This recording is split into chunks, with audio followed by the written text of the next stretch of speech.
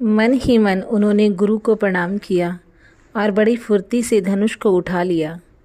तब उसे हाथ में लिया। तब वह धनुष बिजली की तरह चमका और फिर आकाश में मंडल जैसा मंडलाकार हो गया। लेते, चढ़ाते और जोर से खींचते हुए किसी ने नहीं लखा, अर्थात ये तीनों काम इतनी फुर्ती से हुए कि धनुष को कब उठाया, कब चढ़ाया, कब खींचा, इसका किसी को पता नहीं चला। सबने श्री राम को धनुष खींचे खड़ा देखा। उसी क्षण श्री राम जी ने धनुष को बीच से तोड़ डाला।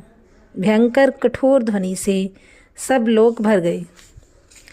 घोर कठोर शब्द से सब लोग भर गए। सूर्य के घोड़े मार्ग छोड़कर चलने लगे। दिग्गज चिंघाड़ने लगे। धरती डोलने लगी। शेष, वाराह और कच्छप कलमला उठे। देवता, राक्षस और मुनि कानों पर हाथ रखकर सब व्याकुल होकर विचरने लगे। तुलसीदास जी कहते हैं, जब सबको निश्चय हो गया कि श्री राम जी ने धनुष को तोड़ डाला, तब सब श्री रामचंद्र की जय बोलने लगे। शिव जी का धनुष जहाज है और श्री रामचंद्र जी की भुजाओं का बल समुद्र है।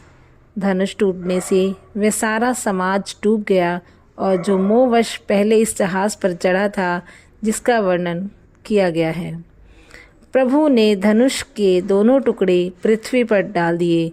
यह देखकर सब लोग सुखी हुए।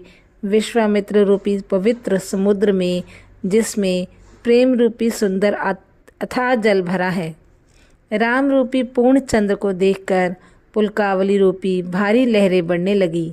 आकाश में बड़े जोर से नगाड़े बजने लगे और देवांगनाएं गान करते नीचे नाचने लगी।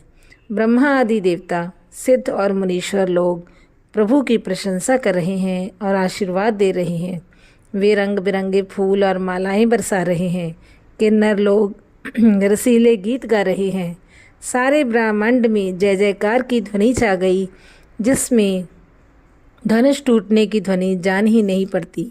जहाँ तहाँ स्त्री पुरुष प्रसन्न होकर कह रहे हैं कि श्री रामचंद्र जी ने शिव जी के भारी धनुष को तोड़ डाला। धीर बुद्धि वाले भाट, मागध और सूत लोग विरदावली कीर्ति का बखान कर रहे हैं। सब लोग घोड़े, हाथी, धन, मणि और वस्त्र निछावर कर रहे हैं। झांझ, मृदंग, शंख, शहनाई, भेरी, ढोल और सुहावने नगाड़े आदि बहुत प्रकार से सुंदर बाजे बज रही हैं। जहाँ तहाँ युवतियाँ मंगल गीत गा रही हैं। सखियों सहित रानी अत्यंत हर्षित हुई, मानो सूखते हुए धान पर पानी पड़ गया हो। जनक जी ने सोच त्याग कर सुख प्राप्त किया, मानो तैरते तैरते थके हुए पुरुष ने था पा ली हो। धनुष टूट जाने पर राजा लोग ऐसे श्रीहीन निस्तेज हो गए, जैसे दिन में दीपक की शोभा बढ़ जाती है। सीता जी का मुख किस प्रकार वर्णन किया जाए, चातकी स्वाति का जल पा गई हो। श्री राम जी को लक्ष्मण किस प्रकार देख रहे हैं, जैसे चंद्रमा को चकोर का बच्चा देख रहा हो। तब शतानंद जी ने आज्ञा दी और सीता जी ने श्री राम जी के पास गमन किया। बोलो सियावर रामचंद्र भगवान की जय।